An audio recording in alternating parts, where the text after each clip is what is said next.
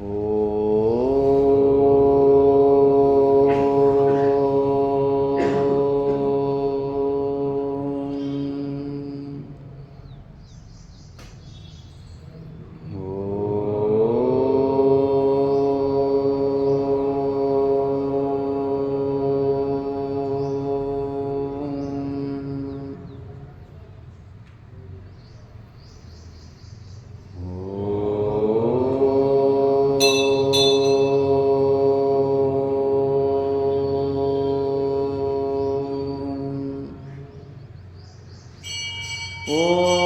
तस्यै दिशै सततमञ्जलिरेशार्यै प्रक्षिप्यते मुखरितो मधुपैर्बुधैश्च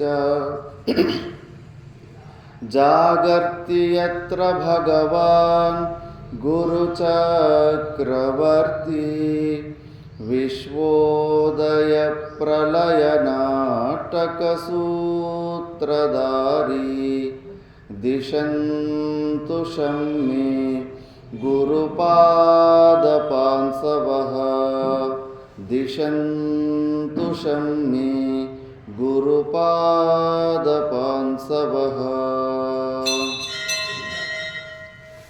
మొట్టమొదట ఈ యొక్క ఆలయానికి అధిష్టాత్రి దేవుళ్ళైన శ్రీ మార్కండేయ సమేత అందరు దేవతలకు ప్రణామం చేస్తూ, అలాగే ఆధ్యాత్మిక భక్తి సమాజం అనే ఈ ఒక వ్యవస్థలో ఉన్న ప్రతి ఒక్క కార్యకర్తకు అభినందనలు తెలుపుతూ, మనము 5 రోజుల వరకు ఇప్పటి నుంచి ప్రారంభించి వివేక చూడమని గురించి మనము విచారణ చేయబోతున్నాము. మొట్టమొదటిగా శ్రీ అశోక నోముల వారు మా కామవారానికి రావడం జరిగింది కొన్ని నెలల క్రితము. వారి ద్వారా నాకు ఇక్కడ పరిచయం జరిగింది. ఒక్క పరిచయంలోనే మా ఇద్దరుకు అలా కెమిస్ట్రీ కలిసిపోవడం వల్ల విన్నాను ఇక్కడ గురించి మంచి కార్యకర్తలు ఇలాంటి ఆధ్యాత్మిక, ముఖ్యంగా ఇలాంటి శ్రవణ మన నిధిధ్యాసనలో ఎక్కువ శ్రద్ధ ఉన్నవాళ్ళు ఉన్నారు అని తెలిసిన తర్వాత నేను సరే ఇక్కడికి ఒకసారి నేను తప్పకుండా వస్తానని చెప్పింటి. కాబట్టి వారికి కూడా పునః ఇంకోసారి అభినందనలు తెలుపుతూ మనము ఈ వివేక చూడమని సత్సంగాన్ని మనము ప్రారంభిద్దాం. వివేక చూడమని భాష్యకార భగవానులైన జగద్గురు శంకరాచార్యులు నిర్మించారు. ఒకప్పుడు 100 సంవత్సరాల క్రితము దీని మీద కొంతమందికి అశ్రద్ధ కలిగింది.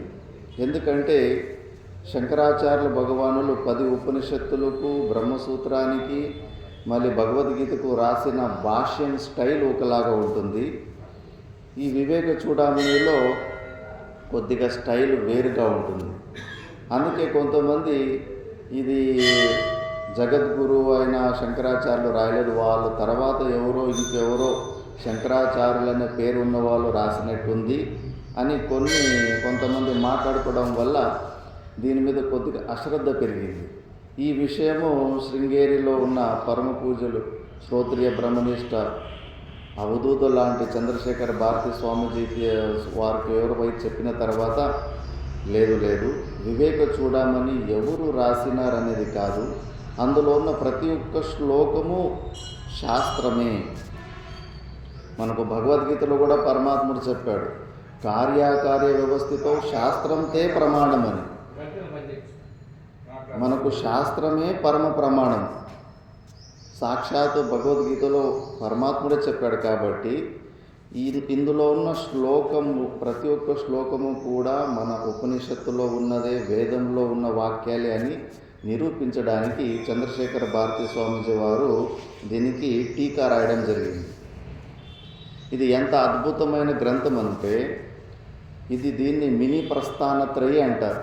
మనం 10 ఉపనిషత్తులు, ఒక బ్రహ్మసూత్రము, భగవద్గీత చదివిన తర్వాత ఏ నిర్ణయం మనకు ఏ కన్క్లూషన్ వస్తుందో అది ఒక వివేక చూడామణిలోనే మనకి కలుగుతుంది. సాక్షాత్ చంద్రశేఖర భారతి స్వామీజీ వారు దీనికి టీకా రాస్తున్నప్పుడు చాలా ఫుల్ మైండ్ పెట్టాల్సి ఉంటుంది. ఎవరన్నా పుస్తకాలు రాయాలన్నా కూడా కంప్లీట్ ఆ పుస్తకం పూర్తయ్యే వరకు వాళ్ళు ఏ పని చేస్తున్నా మైండ్ దాని గురించిన ఆలోచన చేస్తూ ఉంటుంది. అందులో ఆచార్యులు ఇందులో సంస్కృతంలో టీకా రాశారు. ఇంకా సంస్కృతంలో టీకా రాయాలంటే ఇంకా ఎక్కువ, ఎక్కడి నుంచి ఏ రెఫరెన్స్ దొరుకుతుందో అవన్నీ కూడా మెన్షన్ చేయడానికి ఎక్కువ ఇందులో మనన నిధిధ్యాసన జరిగింది. కాబట్టి ఇంకా లాస్ట్లో ఒక 50 శ్లోకాలు టీకా రాయకముందే వాళ్ళు అవధూత స్థితికి వెళ్ళిపోయారు. బ్రహ్మజ్ఞాత్వా బ్రహ్మైవ భవతి. మనము రోజు సాధన చేస్తుంటాము, అది ఐదంపర్యైన కంటిన్యూటీ కొద్దిగా బ్రేక్ అయిపోతూ ఉంటుంది. ఎప్పుడైతే ఇలా పుస్తకాలు టీకాలు రాసినప్పుడు ఆ కంటిన్యూటీ అనేది ప్రతిరోజు అలాగే ఉంటుంది. కాబట్టి ఏకధారగా ఆ విచారణ జరగడం వల్ల సాక్షాత్ వాళ్ళు ఆ స్వరూపంలోనే స్థిరులైపోతారు. ఇంకా ఆ స్థితికి పోయిన తర్వాత యాక్టివిటీస్ అన్నీ కొద్దిగా నార్మల్గా కనిపించలేదు. రోజు వారికి కొద్దిగా భోజనం అవి ఇవి బయట పెట్టేవాళ్ళు. ఒక వారం రోజులు అయితే కూడా అవేమీ తీసుకోవడం లేదు. కిటికీల నుంచి చూస్తే పెదవుల్లో స్మైల్ ఉంది. ఒకసారి బట్టలు కూడా మీద ఉన్నాయి లేదనే ప్రజ్ఞ కూడా ఉండేది కాదు. ఆ స్థితిని చూసి ఎక్కువ బ్రెయిన్ను వాడడం వల్ల ఏమన్నా మెంటల్ కండిషన్స్ ఏమన్నా దెబ్బతిన్నాయా అని కొంతమంది అనుమానపడి డాక్టర్స్ కూడా పిలిపించారు. ఒక 3 సంవత్సరాల వరకు వాళ్ళు ఏమి దాన్ని సరిగ్గా వ్యక్తం కూడా చేయలేదు. అలాంటి స్థితిలో అవధూత స్థితిలో ఉండిపోయారు. తర్వాత 3 సంవత్సరాల తర్వాత కొద్దిగా మళ్ళీ సహజ సమాధి స్థితికి వచ్చి అప్పుడు చెప్పారు. ఆ స్థితి ఎలా ఉంటుందంటే ఈ శరీర తాదాత్మ్యాన్ని సంపూర్ణంగా తెంచుకున్నారు. అప్పుడు ఏదన్నా ఒక వస్తువు చాలా రోజుల నుంచి మనము కావాలి అని వెయిట్ చేస్తున్నప్పుడు అలాంటి ఒక వస్తువు ఏదన్నా స్థితి కానీ మనకు దొరికిపోతే ఆ ఆనందాన్ని మనం తట్టుకోలేము. ఈ శరీర సంఘాతం తట్టుకోలేదు. అందుకే ఒక 5 సంవత్సరాలు, 3 సంవత్సరాలు, కొంతమంది 10 సంవత్సరాలు ఆ నిర్వికల్ప సమాధి స్థితిలోకి వెళ్ళిపోతారు.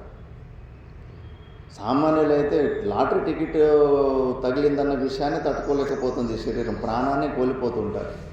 కాబట్టి అంత గొప్ప పుస్తకం అని వారొక అవస్థ, వారొక చరిత్రలోనే మనకు తెలుస్తుంది. అందుకే మనం వివేక చూడము ఒక్కొక్క గ్రంథాన్ని కానీ మనం సంపూర్ణంగా మనము శ్రవణ మననం చేసుకొని నిధిధ్యాసనం చేసుకుంటే ఇంకో గ్రంథం మనకి అవసరం లేదన్నది కూడా ఇందులో నిరూపణ అయింది.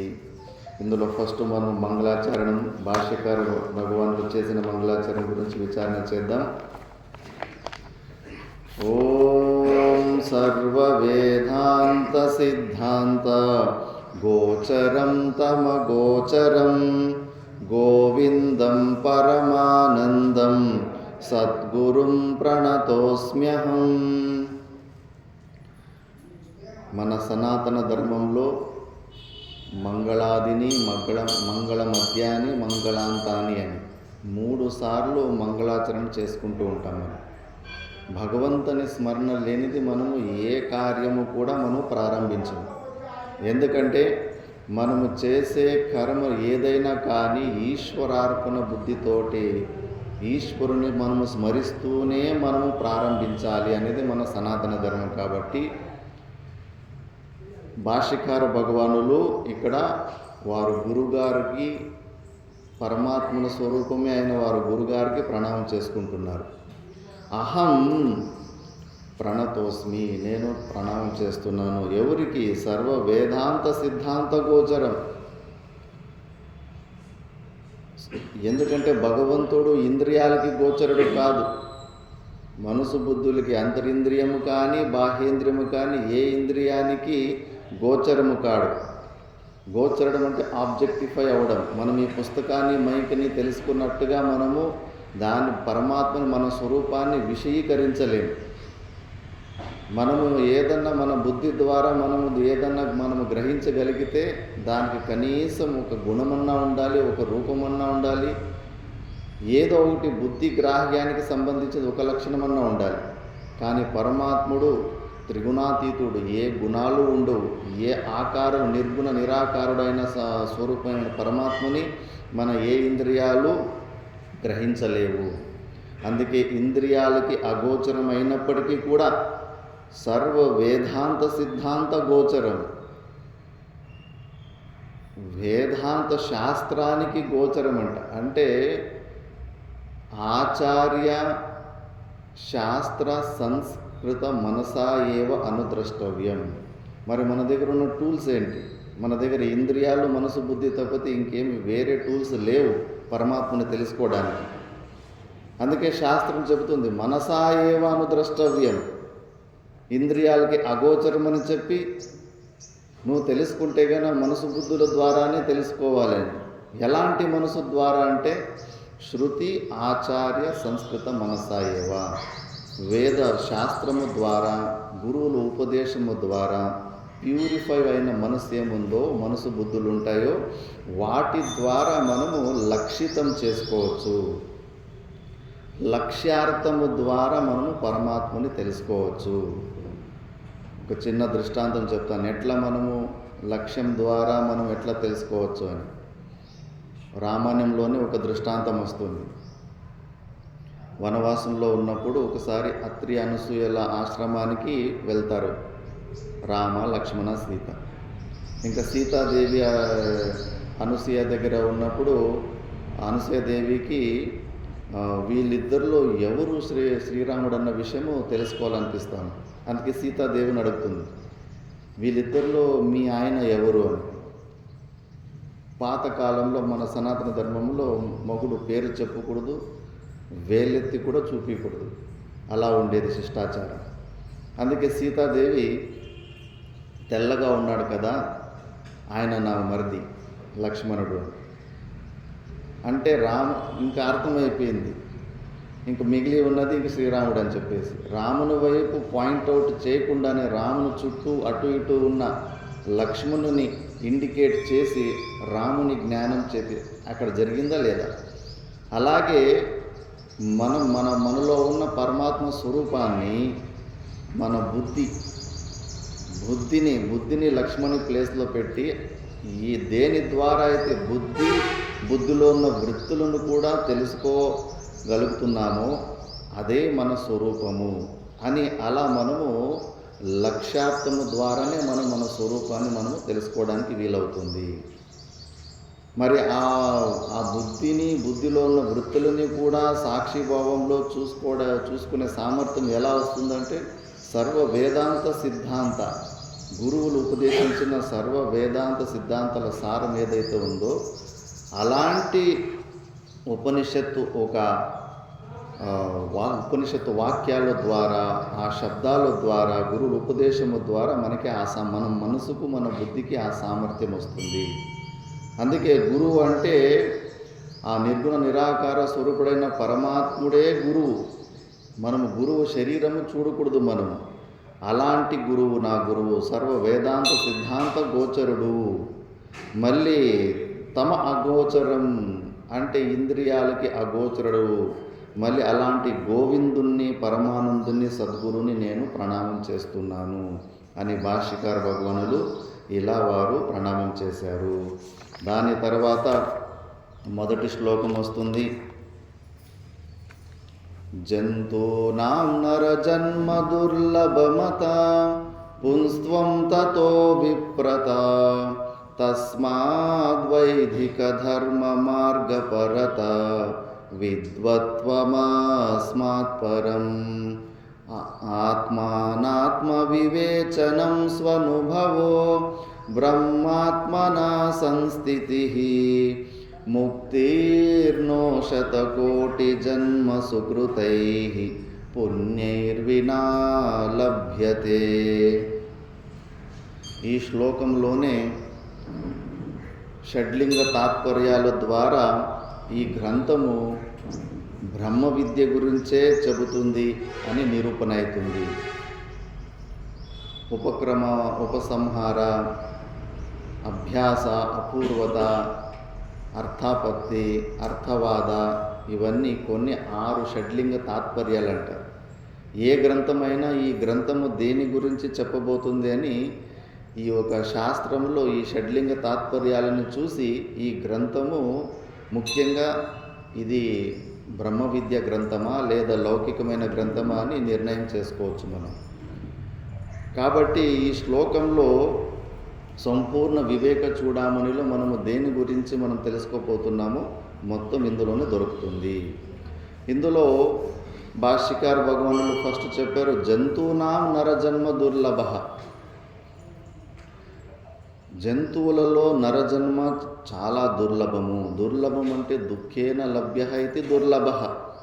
మనకు అనిపిస్తూ ఉంది పాపులేషన్ విపరీతంగా చాలా అనాయాసంగా పెరిగిపోతుంది, ఇందులో కష్టమేముంది, మనుష్య జన్మ రావడం అని మనం అనుకుంటున్నాం. అలా లేదు. శాస్త్రము చాలా చెబుతుంది, ఎంతో పుణ్యము చేసుకుంటే కానీ మనకు మనుష్య జన్మ దొరకదు. ఒక్కసారి మనము శరీర వియోగం జరిగిన తర్వాత పుణ్యమో పాపమో చేసుకో ఉంటాం.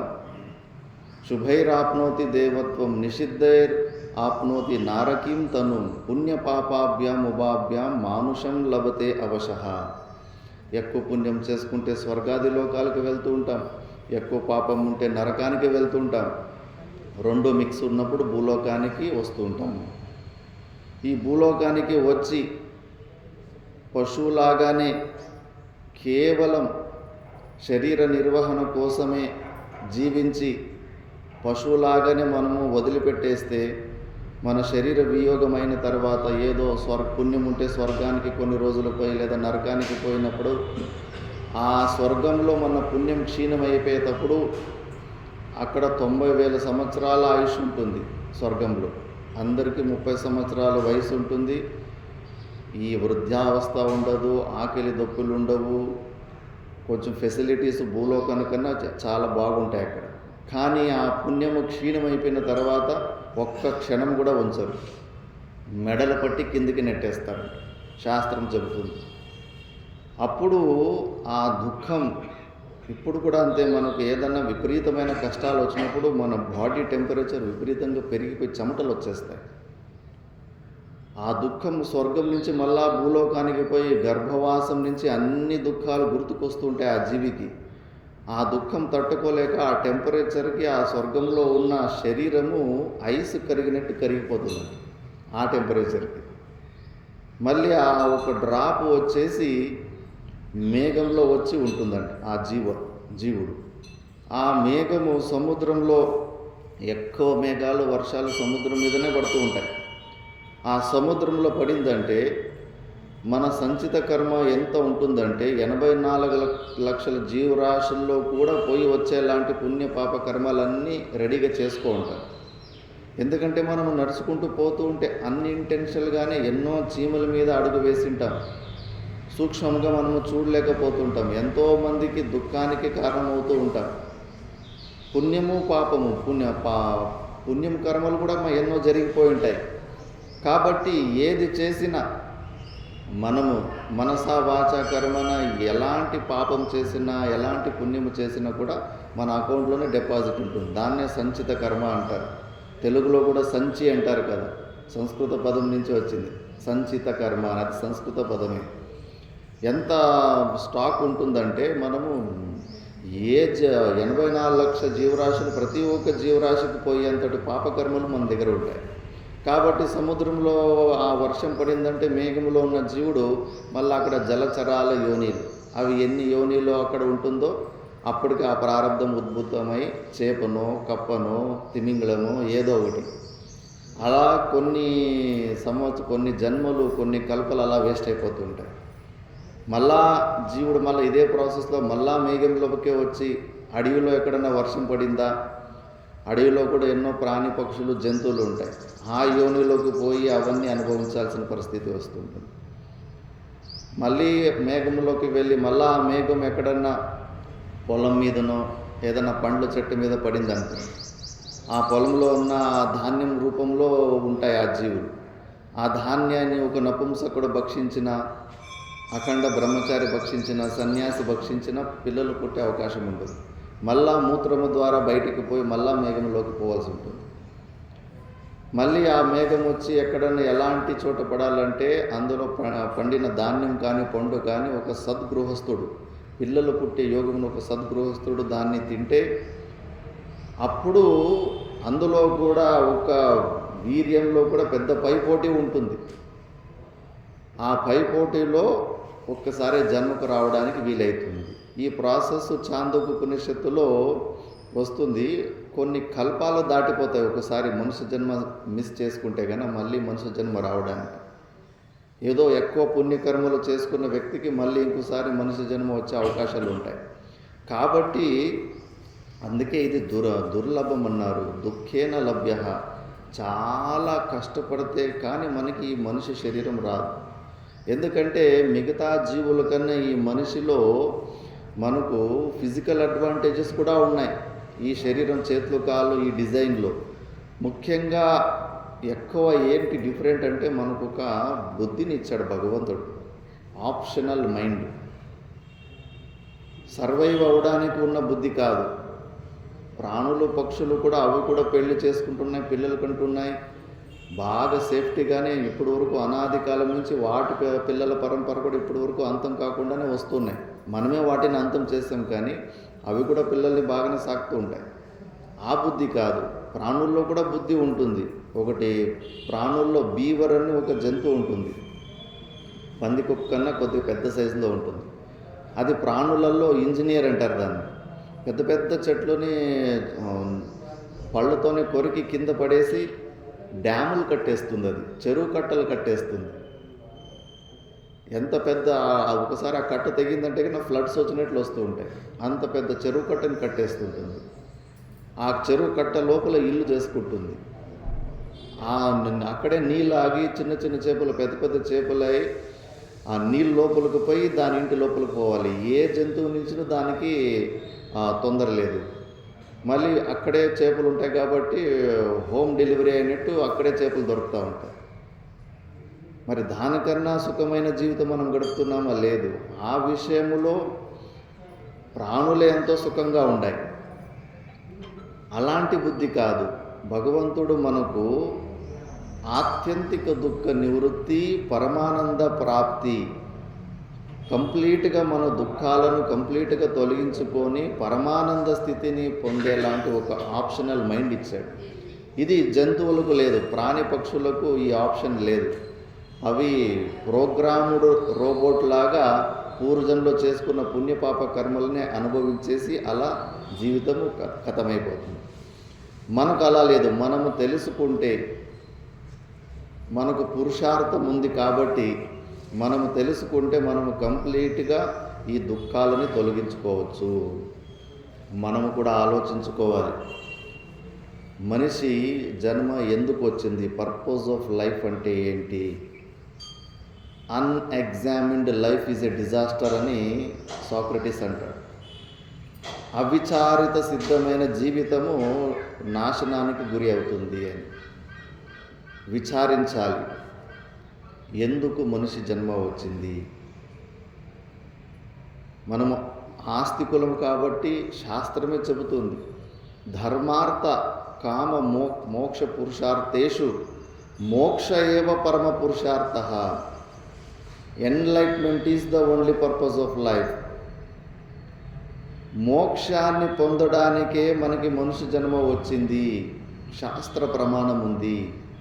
ఇతరుల భోగాల కోసమైతే కనుక మనకు ప్రాణి పక్షుల జన్మే ఇచ్చేవాడు భగవంతుడు. ఈ విషయాన్ని మనము మర్చిపోతున్నాం. మోక్షం అంటే ఏదో ఒక శూన్యమైన కాన్సెప్ట్ లాగా ఊహించుకుంటున్నాం. మోక్షం అంటే మనము వెతుకుతున్న అల్టిమేట్ హ్యాపీనెస్సే, ఆత్యంతిక దుఃఖ నివృత్తి, పరమానంద ప్రాప్తి. మీరు పరమాత్ముడన్నా, మోక్షమన్నా, పరమానందమన్నా, ఆత్యంతిక దుఃఖ నివృత్తి అన్నా కూడా ఒకటే. వేరువేరుగా మనము దాన్ని ఊహించుకుంటున్నాము. యుక్తి ద్వారానే మనం విచారణ చేద్దాం. ప్రతి ఒక్క మనిషి కూడా చిన్నప్పటి నుంచి పరిశ్రమలు చేస్తూనే ఉన్నాం. ఉద్యోగాలు, వ్యాపారాలు దేనికోసం చేస్తున్నాం? శాస్త్రం అంటుంది, ప్రయోజనం అనుద్దిశ్య మందోపి నా ప్రవర్తతే. ప్రయోజనం లేకపోతే మందు బుద్ధి అయినోడు కూడా ఒక్క అడుగు కూడా వేడు, కంటి రెప్ప కూడా తెరవడు అని. మనమందరూ పరిశ్రమలు చేస్తున్నాము దేన్ని ఆశించి? ఏమి ప్రయోజనం? చాలామందిని అడుగుతుంటాను, ఇప్పుడు కూడా క్లారిటీ లేదు చాలామందికి. ఇంటర్మీడియట్ స్టెప్స్ చెప్తున్నారు కానీ ఫైనల్ ప్రయోజనం ఏంటి అని. ఎందుకు జాబ్ చేస్తున్నాం అంటే భార్య పిల్లల్ని సాకాలి స్వామీజీ, పిల్లలకి స్కూల్ ఫీజులు కట్టాలి, ఇల్లు కట్టుకోవాలి, డబ్బులు సంపాదించాలి, ఇలాంటి కారణాలు చెప్తున్నారు. అవన్నీ చేయడం వల్ల నీకు వచ్చేదేంటి? మనమందరూ కూడా తెలుసో తెలుకో ఆనందాన్ని కోరుతున్నాం, ఆనందాన్నే వెతుక్కుంటున్నాం. అందరి ప్రయోజనము ఒకటే, పరమానందాన్ని కోరుకుంటున్నాము. ఆనందంలో కూడా సాతిశయమైన ఆనందము కాదు, నిరతిశయమైన ఆనందాన్ని కోరుకుంటున్నాం. ఎందుకంటే ఈరోజు ఒక కారు కొనాలని అనుకుంటున్నాం, పక్కింటోడు మనం ఏదో ఒకటి నార్మల్ 10 పాయింట్ కారు కొన్నాం, పక్కింటోడు బెంజ్ కారు కొన్నాడు, అంతే మన ఆనందం భస్మం తుస్సు అయిపోతుంది. ఎందుకంటే ఇది సాతిశయమైన ఆనందం.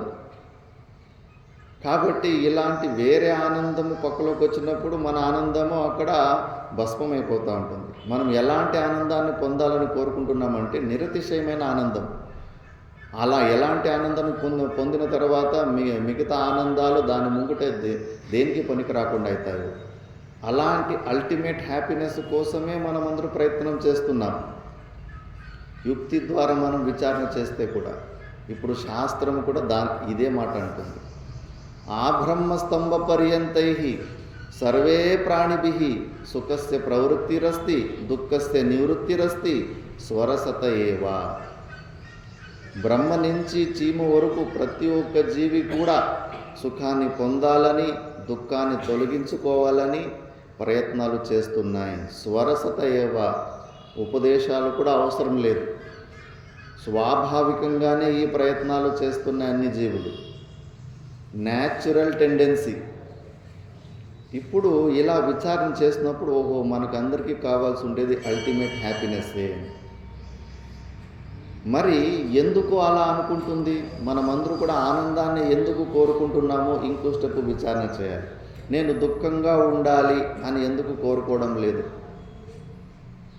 ఇలా ఇంకో స్టెప్ విచారణ చేస్తే శాస్త్రం చెబుతుంది, ఎందుకంటే మన స్వభావమే పరమానంద స్వరూపం. జడమైన వస్తువు కానీ చేతన వస్తువు కానీ వాటి స్వభావం నుంచి బయట ఎక్కువసేపు ఉండలేవు. నీళ్లు ఉన్నాయి, మీరు ఎంతన్నా వేడి చేయండి, కాసేపు తర్వాత మళ్ళీ అవి చల్లగా అయిపోతాయి, మళ్ళీ ఆ స్వభావానికి తిరిగి వెళ్ళిపోతుంటాయి.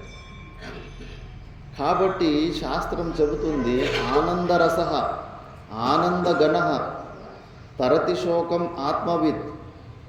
మన స్వరూపము ఆనందరసము, ఆనందగణము. మళ్ళా అక్కడ ఏ శోకాలు ఉండవు. అలాంటి పూర్ణానంద స్వరూపము మన స్వభావం. అందుకే మనము కూడా మన స్వభావం వైపు తిరిగి వెళ్ళడానికి ప్రయత్నం చేస్తున్నాం. చేపలు ఉంటాయి, నీళ్ళలో ఉండడం వాటి స్వభావం. వాటి స్వభావం నుంచి బయటకు వస్తే చాలా అన్కంఫర్టబుల్ అయిపోతాయి, ప్రాణాన్ని కోల్పోతాయి. స్వభావం నుంచి బయటకు వచ్చిన తర్వాత ఊరికి సైలెంట్గా ఉండవు, అవి ప్రయత్నం చేస్తూ ఉంటాయి, ఎగురుతూ ఉంటాయి. కాకపోతే తొందరపాటులో నీళ్ళ లోపలికి ఎగురుకుంటూ పోవాలి కదా, స్వభావంలోకి ఎగురుకుంటూ గడ్డ మీదకి లేదా ఆ చేపలు పట్టేవాడు నెట్టు లోపలికి ఎగురుకుంటూ వెళ్ళిపోతుంటాయి తెలియక. మన పరిస్థితి కూడా అయిపోయింది. మనం కూడా స్వభావం నుంచి బయటకు వచ్చేసాం, అందుకే రిలాక్స్గా ఉండలేకపోతున్నాం. జీవితంలో ఏదేదో ఆ పూర్ణత్వాన్ని పొందాలని చాలా ప్రయత్నాలు చేస్తున్నాం. ఇల్లు లేదంటే ఇల్లు కట్టుకున్నాం, పిల్లలు చదివించుకున్నాము, ఏది లేదన్నా దాన్ని పొందుతూ ఉన్నాం. కానీ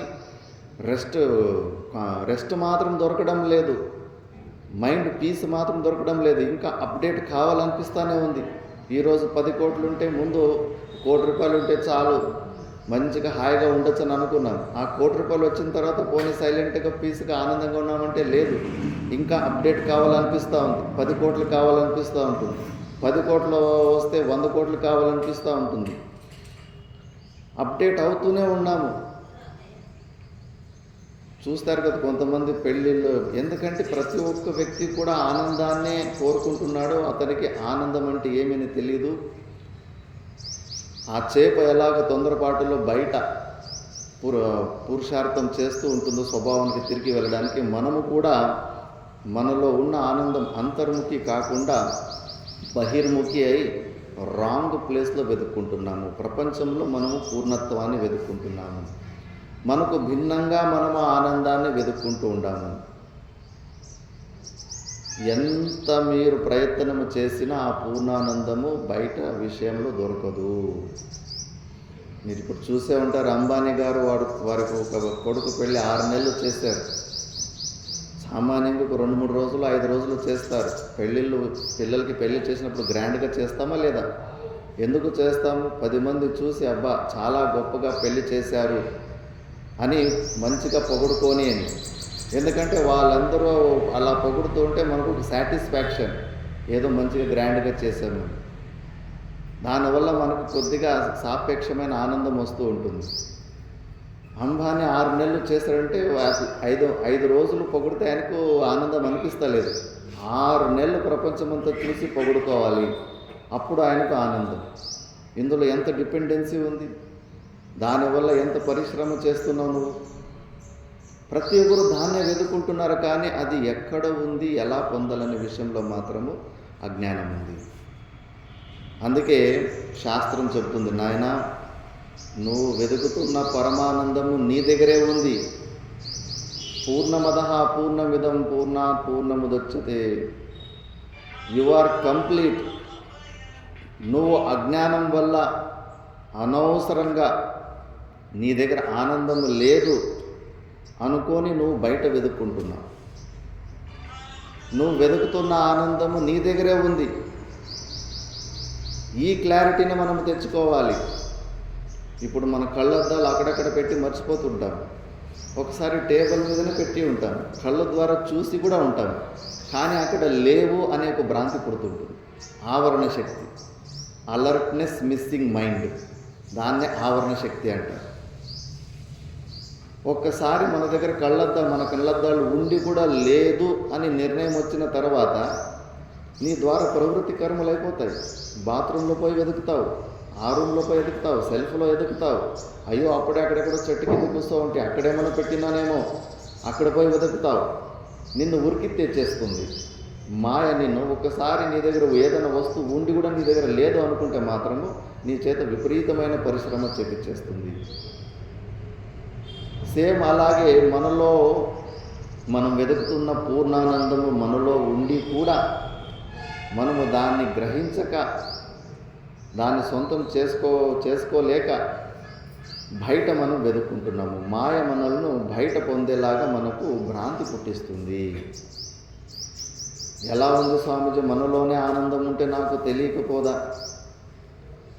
3 అవస్థలు ఉంటాయి: జాగ్రత్త అవస్థ, స్వప్నావస్థ, సుషుప్తి అవస్థ.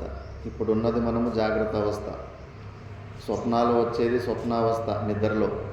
స్వప్నాలు లేని నిద్ర ఒకటి వస్తుంది, దాన్ని సుషుప్తి అవస్థ అంటారు. ఆ సుషుప్తి అవస్థలో మనసు బుద్ధులు రెస్ట్కు వెళ్తాయి.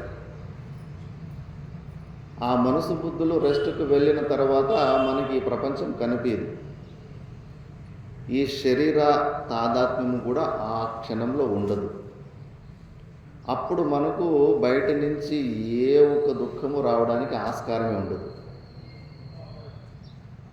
అప్పుడు అలాంటి నిద్రని, గాఢ నిద్రలో 90 నిమిషాలు, ఒక స్లీప్ సైకిల్ అంటారు, 90 నిమిషాలు అలాంటి స్వప్నాలు లేని మంచి నిద్రపోతే గన చాలా ఆరోగ్యంగా ఉంటాడంట. ఇంకా 2 స్లీప్ సైకిల్ అంటే చాలా పుష్టిగా ఉంటాడు అని. అప్పుడు ఎవరు అవసరం ఉంది మనకు? డబ్బులు అవసరం ఉందా? సంపత్తి అవసరం ఉందా? ఎంత స్వస్థమైన స్థితిని పొంది లేచిన తర్వాత ఎంత రిఫ్రెష్మెంట్ ఉంటుంది మన స్వరూపంలో కాసేపు ఉండి వస్తే. అందుకే శాస్త్రం చెప్తుంది, నాయనా నీ వెతుకుతున్న పరమానందము నీలోనే ఉంది. కాకపోతే జాగ్రత్త అవస్థలో, స్వప్నావస్థలో ఈ ఉపాధి, ఈ మనసు అంతఃకరణం అనేది ఏదైతే ఉందో ఇది అడ్డం వస్తుంది.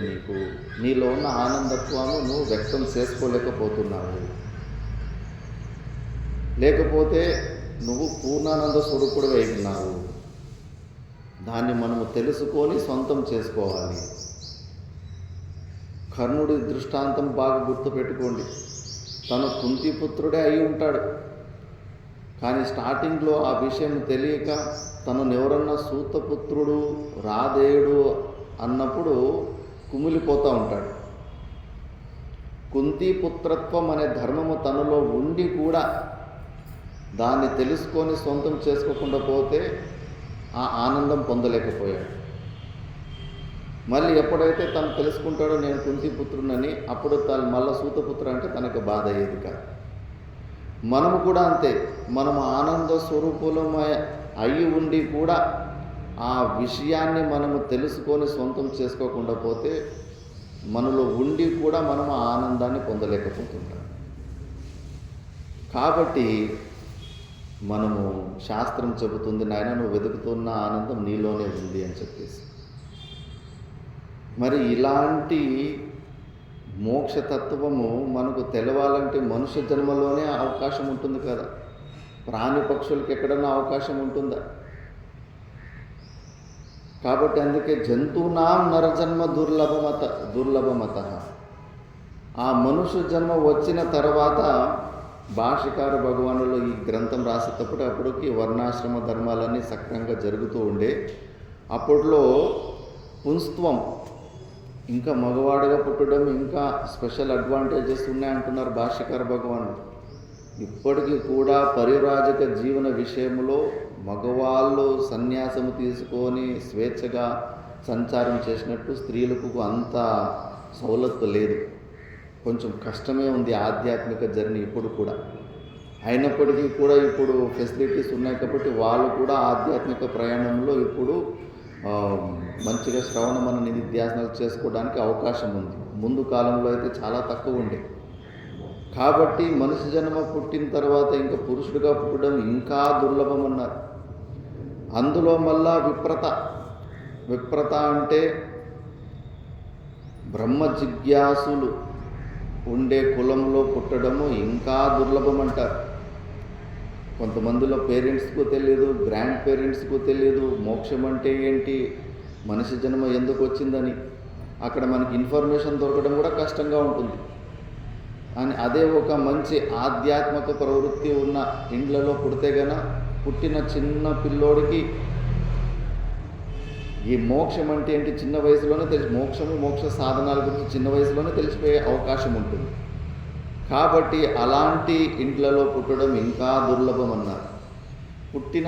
పుట్టిన వెంబడే మళ్ళీ దానికన్నా గొప్పది తస్మాత్ వైదిక ధర్మ మార్గపరత. మనకు మైండ్ పూర్వజన్మలో మనము చేసుకున్న పుణ్యం పాపం వల్ల మనకు అంతఃకరణం కూడా అలా రెడీగా ఉంటుంది. ఒక్కొక్కసారి ఎక్కువ పాపం పనులు పూర్వజన్మలో ఎక్కువ పాపం పనులు చేసే అలవాటు ఉంటే కన్నా ఆ టెండెన్సీస్ ఈ జన్మలో కూడా వచ్చేసి ఉంటాయి. ఎక్కువ ఇప్పుడు కూడా మనం విచారణ చేస్తే శాస్త్రాన్ని ముందు పెట్టుకుంటే ఎక్కువ ఒక్కొక్కసారి శాస్త్ర నిషిద్ధమైన కర్మల వైపు కూడా మనసు పోతూ ఉంటుంది, ప్రేరణ ఇస్తూ ఉంటుంది.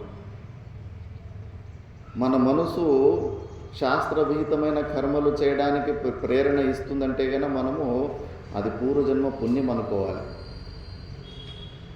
పాపకర్మలు చేయడానికి మనకు ప్రేరణ ఇస్తుందంటే కనుక అక్కడ బలవంతంగా దాన్ని ఆపేసుకొని మనము పుణ్యకర్మలు చేసేలాగా మనం అక్కడ పురుషార్థం చేసుకోవాలి. అలాంటి మైండ్ సెట్ ఈ మనుష్య జన్మని వ్యర్థం చేసుకోకుండా వైదిక శాస్త్రపరమైన కర్మలు ఆచరించుకుంటూ జీవించాలి అనే ఒక అద్భుతమైన ఒక బుద్ధి పుడుతుంది కదా. అలాంటి బుద్ధి దొరకడం ఇంకా చాలా దుర్లభం అన్నారు. అలా వైదిక కర్మలు ఆచరించే బుద్ధి పుట్టిన విద్వత్వం అస్మాత్పరం. తీక్ష్ణ బుద్ధి ఒకసారి ఉండదు. చిన్నపిల్లలు స్కూళ్ళలో చదువుతూ ఉంటారు. టీచర్ మాత్రం ఏ భేదభావం లేకుండా అందరికీ ఒకేలాగానే పాఠం చేస్తూ ఉంటాడు. ఒకడేమో 100కి 100 వస్తుంది, ఒకరికి 50 మార్క్స్ వస్తే ఒకడు ఫెయిల్ అయిపోతాడు. ఎందుకంటే ఒక్కొక్కరి కెపాసిటీ ఒక్కొక్కరి లాగా ఉంటుంది. మరి ఆ బుద్ధిలో ఈ వైషమ్యం ఏంటి? ఈ డిఫరెన్స్ ఎందుకు? ఒకడు తీక్ష్ణ బుద్ధి ఎందుకు వచ్చింది, ఒకడు మంద బుద్ధి ఎందుకు, ఒకడికి యావరేజ్ మైండ్ ఎందుకు అంటే అది కూడా పూర్వజన్మలో మనము చేసుకున్న కర్మఫలమే. మంచి సత్కర్మలు చేసుకుంటే బుద్ధి కూడా తీక్ష్ణ బుద్ధి మనకు వస్తుంటుంది. అయినా బాధపడాల్సిన అవసరం లేదు. మనం ఇప్పుడు ఏది మనకు వచ్చే భగవంతుని కృప వల్ల దొరికిందో దాని ద్వారానే మనం ముందుకెళ్ళచ్చు. పురుషార్థము ద్వారా బుద్ధిని కూడా మనం తీక్ష్ణం చేసుకోవచ్చు. గురువుల కృప ఉండి మార్కండేయ ఋషులతో దృష్టాంతం తెలుసు కదా మనకు. అల్పాయుష్ ఉన్నప్పటికీ కూడా పురుషార్థము ద్వారా చిరంజీవి అవ్వలేదా? మా గురుగారి ఆశ్రమం పేరు కూడా మార్కండేయ సన్యాసాశ్రమం. ఓంకారేశ్వరంలో మార్కండేయ ఋషులు ఉన్న ప్లేస్లోనే, ఆయన తపస్థలంలోనే మా గురుగారి ఆశ్రమం ఉంది. ఆయనను ఎంతోమంది అవధూతులు అక్కడ దర్శించుకున్నారు. 11 ఫీట్లో అజానుబాహు అంత అలాంటి శరీరం. ఇప్పుడు కూడా ఆయన చిరంజీవి కాబట్టి మరి ఆయన చరిత్రే మనకు ప్రేరణ. మనం పురుషార్థము ద్వారా దేనైనా మనం పొందొచ్చు అని. కానీ అలాంటి విద్వత్వం ఎవరికన్నా బై బర్త్ వచ్చిందంటే కన్నా అది ఇంకా చాలా దుర్లభము, తీక్ష్ణ బుద్ధి. ఎందుకంటే మనకు ఉన్న సమస్య కాల్పనికమైన సమస్య. ఈ శరీరంతో ఉన్న బంధము వాస్తవికమైన బంధనం కాదు, కాల్పనికమైన బంధనం. ఇప్పుడు ఒక ఫ్రెండ్ ఎవరో తన స్నేహితుడిని వాళ్ళ ఇంటికి తీసుకెళ్తూ ఉంటాడంట. తీసుకెళ్తూ ఉంటే ఆ రాత్రి పూటలో వెళ్తున్నారు. అక్కడ వెండిపోయిన చెట్టు ఒకటి రోడ్డు పక్కకు ఉంటుంది. ఆ కొత్త ఫ్రెండ్ అయ్యో అక్కడ అయం చోరహ దొంగ ఉన్నట్టున్నాడు, లేదా ఏదో భూతం ఉన్నట్లుంది అని అరుస్తుంటాడంట. అక్కడ వాడు భూతం లేకపోయినా ఉన్నట్టుగా ఊహించుకుని భూతం అంటున్నాడు. అలా ఊహించుకున్న భూతానికి నువ్వు ఏ క్రియలు చేసినా అక్కడ నీ సమస్యకు పరిష్కారం కాదు. లేని భూతాన్ని ఉన్నట్టుగా ఊహించుకొని దాని ద్వారా భయాన్ని తెచ్చుకొని బాధపడుతున్నాడు, దుఃఖం వస్తుంది అతనికి. అప్పుడు అతడు హనుమాన్ చాలీస చదివినా వేరే ఏ క్రియలు చేసినా కూడా ఆ భూతం పోదు. వాస్తవికమైన భూతం ఏంటి వెళ్ళిపోయేది. హనుమాన్ చాలీస చదివి దేవుణ్ణి స్మరణ చేసుకుంటే కానీ వెళ్ళిపోయేది. కానీ వాడు కల్పించుకున్న భూతం అది. అక్కడ క్రియలకి ఆస్కారం లేదు, అన్ని క్రియలకి. అప్పుడు పక్కలో ఉన్న స్నేహితుడు ఉపదేశమే వాడికు, జ్ఞానోపదేశమే వాడి భయాన్ని దూరం చేస్తుంది. ఏదైతే నువ్వు భూతం అనుకుంటున్నావో స్థాముహు, అది వెండిపోయిన చెట్టది అని వాడు ఎప్పుడు జ్ఞానోపదేశం చేస్తాడో అప్పుడు ఆ కల్పితమైన భూతంతో వచ్చిన భయ నివృత్తి అయి వాడు స్వస్తిని పొందుతాడు. కాబట్టి ఎక్కడైతే కల్పితమై ఉంటుందో బంధనము, అక్కడ క్రియలకు అవకాశం లేదు. అక్కడ విచారము ద్వారానే మనకు సొల్యూషన్ దొరుకుతుంది. కాబట్టి ఆ విచారము మనం అంత సూక్ష్మ విచారము చేసే సామర్థ్యం ఉండాలంటే మనలో ఆ కెపాసిటీ, మైండ్లో ఆ గ్రాస్పింగ్ కెపాసిటీ ఉండాలి. ఇప్పుడు శాస్త్రం ఎంత స్పష్టంగా చెబుతుందంటే, చూడు నాయన, ఈ ప్రపంచము సత్యం కాదు, మిథ్యా అని చెబుతుంది. దృష్టాంతం కూడా ఎంత మంచి చక్కని దృష్టాంతం ఇస్తుందంటే, మరీచిక. ఎడారుల్లో ఎండమావులు ఉంటాయి. ఆ ఎండమావులు ఉదయం సూర్యకిరణాలు వచ్చినప్పుడు ఇసుక నీళ్ళులాగా కనిపిస్తుంటాయి. సాయంత్రం మళ్ళీ సూర్యకిరణాలు వెళ్ళిపోయిన తర్వాత మళ్ళీ కనిపించవు. చిన్నపిల్లలు, మళ్ళీ ముఖ్యంగా ఆ జింకలు నిజంగానే అక్కడ మొదలే దాహంతో ఉంటాయి. అక్కడ నేను కూడా బికానర్లో పోయి చూశాను. అక్కడ నిజంగానే మొదటిసారి చూసినప్పుడు మనం పెద్దవాళ్ళు కూడా భ్రాంతికి గురైపోతాం. పెద్ద ప్యూర్ వాటర్ తోటి ఉన్న పెద్ద నదిలాగా, చెరువుల్లాగా కనిపిస్తుంది ఇసుక. కాకపోతే మనము అది లేదు, అబద్ధం, అది మరీచిక అనే జ్ఞానాన్ని పొందిన తర్వాత మనం మళ్ళీ దాని వైపు ప్రవృత్తి కాము. కానీ జింకకు తెలియదు, నిజంగానే అక్కడ నీళ్ళున్నాయని ముందుకు నడుచుకుంటూ పోతూ ఉంటుంది. మొదలే దాహంగా ఉంటుంది. ఇంకా అక్కడ పోయేసరికి ఇంకా మరుభూములు ఇరుక్కుపోయి ప్రాణాన్ని కోల్పోతుంది. అందుకే దాన్ని మరీచిక అంటారు. తార్ రోడ్లో కూడా ఒకసారి ఎండాకాలం ముందు పోతూ ఉంటే కానీ రోడ్డు తడిసినట్టు కనిపిస్తూ ఉంటుంది. కానీ మనకు దాని ప్రతీతి ఉంది. అనాది కాలం నుంచి ఎండాకాలం సూర్యకిరణాలు వస్తే కానీ నీళ్లు లేకపోయినా ఉన్నట్టు కనిపిస్తున్నాయి. అంత లాంగ్ పీరియడ్ కనిపిస్తున్నప్పటికీ కూడా మన మనసు అది సత్యం కాదు, కేవలం భ్రాంతి అన్న నిర్ణయం తీసుకుంది. ఎందుకంటే మనసుకు ఒక యుక్తి ఉంది. ఏదో ఒక నిమిత్తము ద్వారా ఒక వస్తువు కాసేపు కనిపించి ఆ నిమిత్తము పోయిన తర్వాత ఆ వస్తువు కనిపించకుండా పోతే కన్నా అది సత్యమైన వస్తువు కాదు, మిథ్యా. సూర్యకిరణాల నిమిత్తము ద్వారా ఎడారిలో ఇసుక నీళ్ళలాగా కాసేపు కనిపించి సూర్యకిరణాల నిమిత్తాలు పోయిన తర్వాత అది కనిపించకుండా పోయింది. కాబట్టి మన మనసు చాలా స్పష్టంగా నిర్ణయం చేసింది అది మిథ్యా, సత్యమైన వస్తువు కాదు అని. ఇప్పుడు అదే మనసు ఈ ప్రపంచాన్ని చూడండి. ఈ ప్రపంచం మనకు ఎప్పుడు కనిపిస్తుంది? పగలు, స్వప్నంలో, స్వాప్నికమైన ప్రపంచం. ఈ మనసు బుద్ధులు యాక్టివ్గా ఉంటేనే మనకు ప్రపంచ ప్రతీతి. ప్రతిరోజు గాఢ సుషుప్తిలో మనసు బుద్ధులు రెస్ట్కు పోయినప్పుడు ప్రపంచం ఉండదు, ఈ శరీర భావన కూడా మనకు ఉండదు. అందుకే శాస్త్రంలో అడుగుతారు, హే ప్రపంచమా, నువ్వు నిజంగా సత్యంగా ఉంటే మనసు బుద్ధులు లేనప్పుడు సుషుప్తి అవస్థలో కనిపించి చూపించు నాకు. హే ప్రపంచమా, నువ్వు నిజంగా సత్యంగా ఉంటే నిర్వికల్ప సమాధి స్థితిలో మనసు బుద్ధుని లయం చేసుకున్న యోగికి కనిపించి చూపించు. మనసు బుద్ధులు లేకుండా ఈ ప్రపంచాన్ని ప్రూవ్ చేయడానికి ఎవరి వల్ల వీలు కాదు. మనసు బుద్ధులు యాక్టివ్గా ఉంటేనే ప్రపంచం కనిపిస్తుంది. మనసు బుద్ధులు యాక్టివ్గా లేకపోతే ప్రపంచం కనిపిస్తలేదు.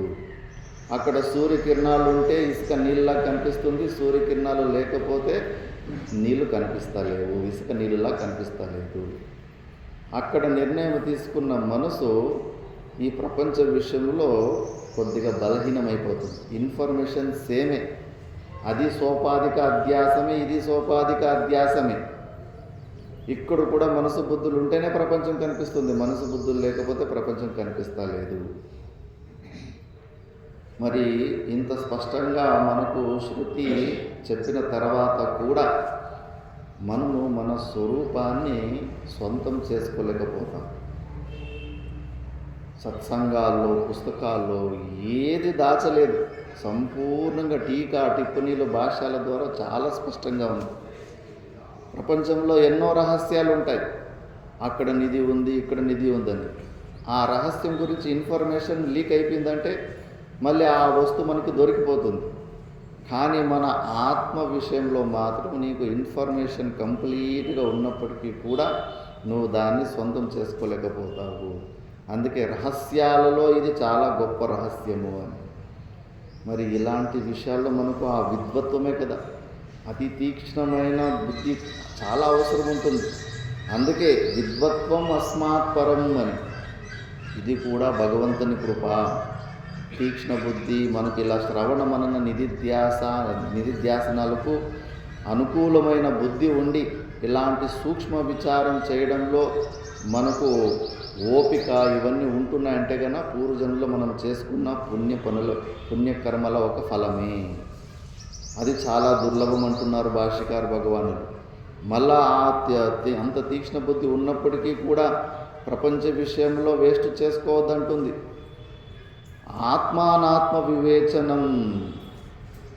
ఆ బుద్ధిని నువ్వు ఆత్మ అంటే ఏంటి, అనాత్మ అంటే ఏంటి, ఈ వివేకంలో నువ్వు అది పనికి రావాలి. ఇప్పుడు స్వప్నంలో నువ్వు పెద్ద రాజువైతే ఏంటి, బిచ్చగాడవైతే ఏంటి, లేచిన తర్వాత అంతా ఒకటే కదా.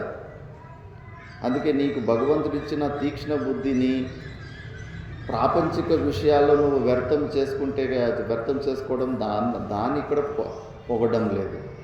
నువ్వు ఆ బుద్ధిని నువ్వు ఆత్మానాత్మ వివేచనం ఇందులో నువ్వు దాన్ని ఉపయోగిస్తే కన్నా అప్పుడు దానికి శ్రేష్టత వస్తుంది. ఆత్మ అంటే ఏమి, అనాత్మ అంటే ఏమి? వివేక చూడంలో శిష్యుడు అడుగుతాడు, ఈ మొత్తం పుస్తకం అంతా ఒక్క శ్లోకం మీదనే ఆధారపడి ఉంది. కో నామ బంధః కథమేషాగతః కథం ప్రతిష్టాస్య కథం విమోక్షః కో సావనాత్మా పరమాత్మా తయోర్వివేకః కథమేతదుచ్యతాం. శిష్యుడు అడిగి ఒక 7 ప్రశ్నలు. కో నామ బంధః, బంధనం అంటే ఏంటి? కథమేష ఆగత, ఎక్కడి నుంచి వచ్చింది ఈ బంధం? కథం ప్రతిష్టాస్య, అనాది కాలం నుంచి ఈ బంధము ఏ ఆధారం మీద నిలబడింది? కథం విమోక్ష, మోక్షము ఎలా పొందాలి? కోసావనాత్మ, ఆత్మ అంటే ఏమి? అనాత్మ అంటే ఏమి? పరమః ఆత్మ, ఆత్మ అంటే ఏమి? తయోర్వివేక కథమేతదుచ్యతాం, ఈ రెండింటిని వివేకం ఎలా చేయాలి? బియ్యంలో రాళ్ళు ఉన్నాయంటే కన్నా బాగా స్పష్టంగా కనిపిస్తాయి కాబట్టి రాళ్ళను తీసి పక్కన పెట్టేయచ్చు. ప్రతికీకరణం వివేకం. 4-5 వస్తువులు మిక్స్గా ఎక్కడన్నా ఉంటే కన్నా దాన్ని వేరువేరుగా చేసుకొని తెలుసుకోవడాన్ని వివేకం అంటారు. ఇక్కడ ఆత్మానాత్మ వివేచన తత్వ వివేకం. ఇక్కడ ఈ శరీరంలో మనకేమో నేను ఒక్కడే ఉన్నాను అనే ఫీలింగ్ మనకుంది. శాస్త్రం అంటుంది ఇందులో ఆత్మతత్వం ఉంది, అనాత్మతత్వము ఉంది అని. ఎలా వివేకం చేయాలి?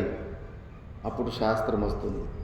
బ్రహ్మ సత్యం జగన్మిథ్య, బ్రహ్మ ఒక్కటే సత్యమైన వస్తువు, మిగతాదంతా కూడా మిథ్యానే. సత్యం అంటే ఏంటి? అసద్భిన్నత్వే సతి త్రికాల అబాధ్యత్వం సత్యత్వం. 3 కాలాల్లో ఉండాలి. త్రికాల అబాధ్యత్వం, భూతకాలంలో, వర్తమాన కాలంలో, భవిష్యత్తు కాలంలో కంటిన్యూస్గా ఉండాలి. మధ్యలో ఒక్క సెకండ్ కూడా దానికి గ్యాప్ ఉండకూడదు. అలాంటి వస్తువు ఏదన్నా ఉంటే దాన్ని సత్యమైన వస్తువు అంటారు.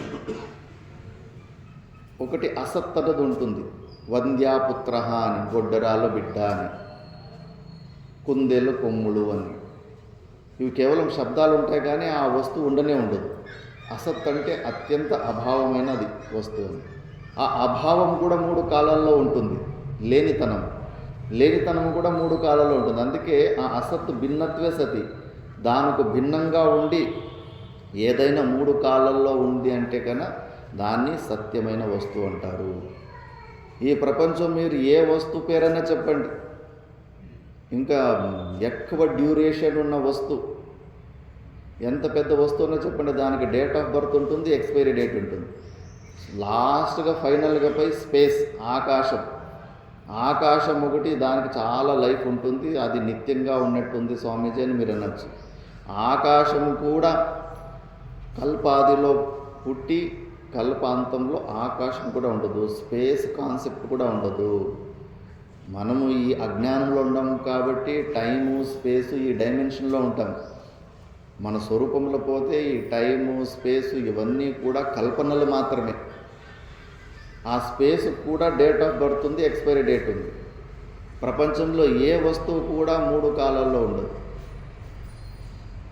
మీరు అనొచ్చు కొండలు 100 సంవత్సరాలు ఉంటాయని. అసలు ఏ వస్తువుకైనా 18 గంటల కన్నా ఎక్కువ వ్యాలిడిటీ లేనే లేదు. అదేంటి స్వామీజీ, 100 సంవత్సరాల నుంచి మేము కొండలు ఇలాగే చూస్తున్నాము.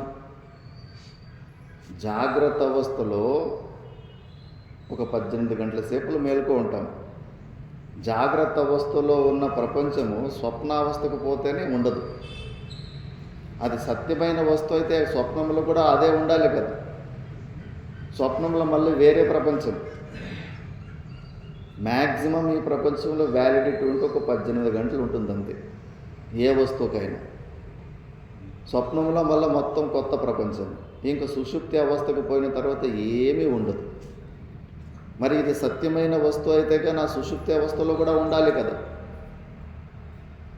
కాబట్టి కానీ మనలో ఉన్న పరమాత్ముడు మనలోనే మన స్వరూపానికి అభిన్నంగానే, భిన్నంగా కాదు.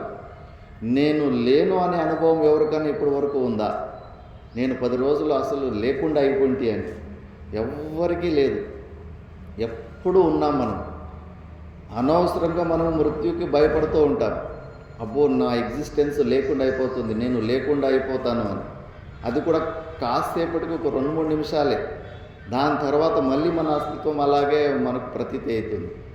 రమణ మహర్షి గారు చిన్న వయసులో ఉన్నప్పుడు వారి ఇంటి ముందు నుంచి ఒక శవం తీసుకొని పోతుంటే, అవును చచ్చిపోవడం అంటే ఎట్లా, అది లోపల కాస్త ఊపిరి ఉంది, ఆ ఊపిరి ఆడడము రావడం నిలిచిపోతే కన్నా ప్రాణం ఎట్లా వెళ్ళిపోతుంది, అది చూడాలని చెప్పేసి ముక్కుని బాగా బలంగా ముక్కు పెట్టుకొని ట్రై చేస్తారు. ఇంకా బాగా గట్టిగానే ట్రై చేసినట్టు ఉన్నారు. ఇంకా ప్రాణవాయువు శరీరాన్ని వదిలిపెట్టేసి ఇంకా బాడీ కింద పడిపోతుంది. కింద పడిపోతే అయ్యో ఎంత పని చేశాను నాయన, ఏదో టెస్ట్ చేయాలని చూస్తే నిజంగానే చచ్చిపోతే కదా అని బాధపడ్డాడంట.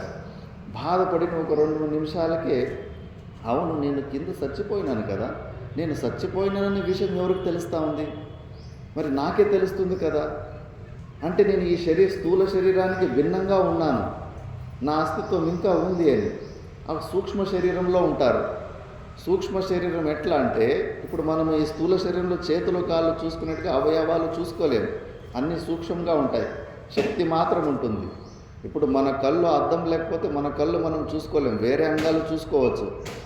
అయినా మనకు కళ్ళు ఉన్నాయని గట్టి నిర్ణయం ఉంది కదా.